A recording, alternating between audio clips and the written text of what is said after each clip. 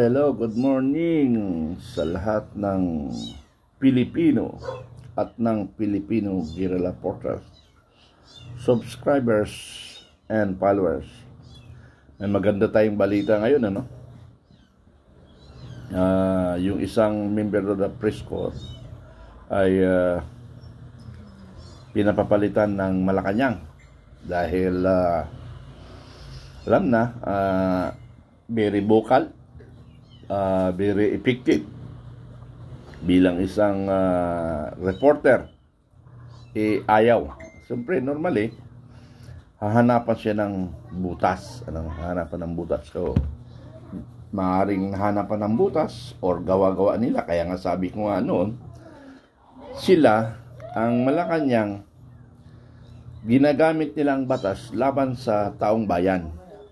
Pero sila mismo ay hindi sumusunod sa batas. Batas nila ang dapat masunod. Katulad ito kay Edwin Santos, sila ang masunod kung anong gusto nilang mangyari. So, wala yung batas na talagang sinasabi natin or protocol, sila talagang masusunod. So, anyway, pakinggan natin muna ito bago tayo magbigay ng opinion, Magandang araw mga kaibigan. Bigyan natin ng opinion, reaction itong post ni Dare to Us 16 minutes ago. Sabi niya, breaking! Palace confirms that the Presidential Communications Office wrote to Net25 to remove Miss Eden Santos from the Palace bid.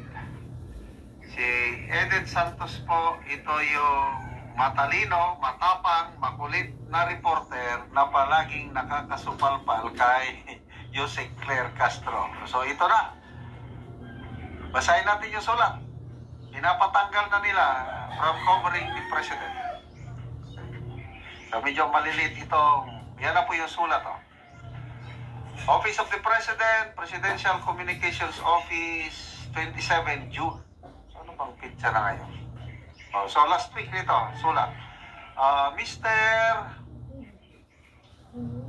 Paul Padua, News Chief, Net25. Dear Mr. Padua, greetings from Malacanang. We hope that this letter reaches you in good health and in an even better disposition. Last Tuesday, June 25, President Ferdinand Bongbong Marcos Jr. led the destruction of billions of pesos worth of illegal drugs at the Cliff International Corporation facility in Capas, Tarlac. While the event was successful, we have to invite your attention regarding the breach of protocol committed by your reporter, Eden Santos, who is also a member of the Malacanang Press Corps. Santos violated media advisory memorandum number so-and-so in approaching the president directly, not once but twice, even if there was already an assigned place for reporters and cameraman in the venue. Strict courtesy and decorum dictate that when covering the president, a certain distance should be observed at all times. Sadly, this is not the first time that Santos had violated this rule.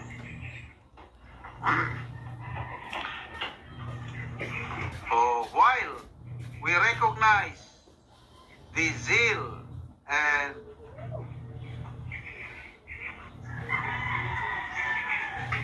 the need for Santos to get a story from the president, we should also recognize the need for our reporters to observe and respect the rules specifically set to ensure the safety and well-being of the president.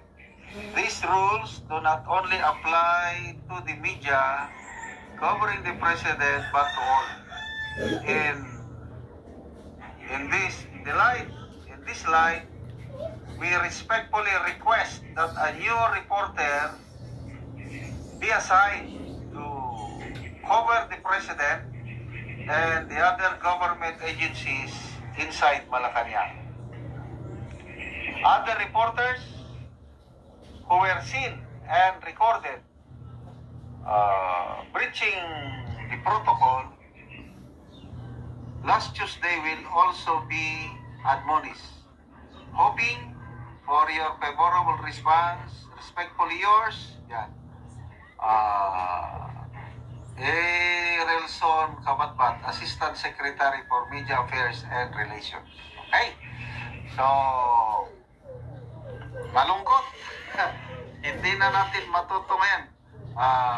Kanina lang, nag-vlog ako yung, I think the same event kasi sabi ni Yusek Claire Castro na ang Marcos administration nakapagpatayo na ng 607 bahay silangan reformation centers. Parang drug reformation center ito.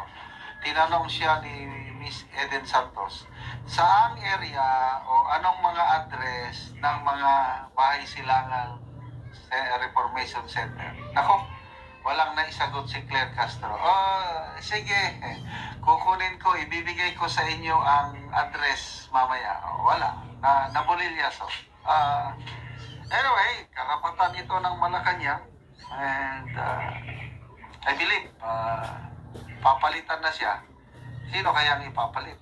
Katulad pa siya ni Miss Eden Santos. So, anong comment nyo?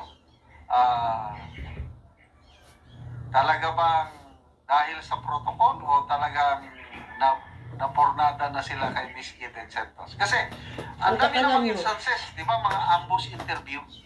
Ang dami niyan eh.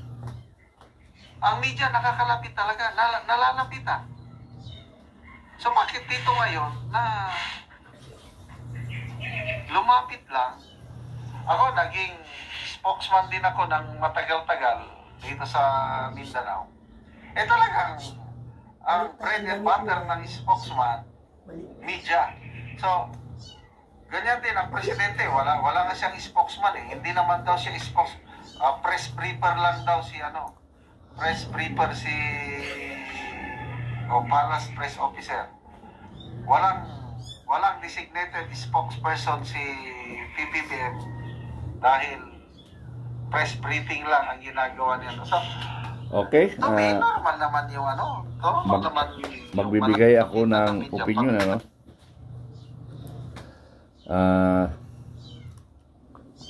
parang ngayon ko lang narinig itong ganitong pangyayari na sinusulatan yung mga mystery media na alisin yung reporter. Parang nung martial law nga, parang walang ganun eh. So, meaning, sabi ko nga sa inyo, ang kulang na lang sa atin, i-declare yung word of martial law. Word of martial law. Yun na lang kulang eh. Kasi nga, ginagamitan tayo ng batas, pero hindi sila sumusunod sa batas ng taong bayan. Yung batas nila, kung ano yung gusto nilang mangyari, yun ang nasusunod. Okay. Panahon ni, balik-balikan ko yung panahon ni Pangulong Duterte. Matindi ang mga mystery media doon pag binabanatan siya. Lalo na yung ABS-CBN, pag binabanatan si Pangulong Duterte. Lalo na talagang hindi makaporma si Pangulong Duterte sa mga reporter. Pero wala man lang siyang pinatanggal. Sinasakyan niya lang yung mga reporter. Ang GMA7 noon talagang may pagka-pro Duterte noon. But itong panahon ni Marcos, naging pro Marcos na because yung shares of stock mayroon ang administration, lalo na si Tambalos Dos, So, ano bang mystery media na talagang nakilala ngayon, yung ABS-CBN, kahit na wala yan, naka-anchor pa sa iba, yung GMA, TV5, yung 13, wala na eh. Ang umiira na lang ngayon, 7 na lang eh, at saka yung 5. Pero lahat yan kontrolado ng administration. Ganon katindi ang administration. Natanggal na ang tinatawag nating demokrasya sa ating bansa. So, ganon talaga. Wala tayong magagawa. Pero nalala ko rin yung sinasabi na yung 600 plus na Reformation House. Tinanong yun eh, na pinanood ko, sabi na sandali, ibibigay ko mamaya. Ay, kahit papano naging spokesperson na ako ng batalyon at saka ng sometimes division, pag nagsalita ka,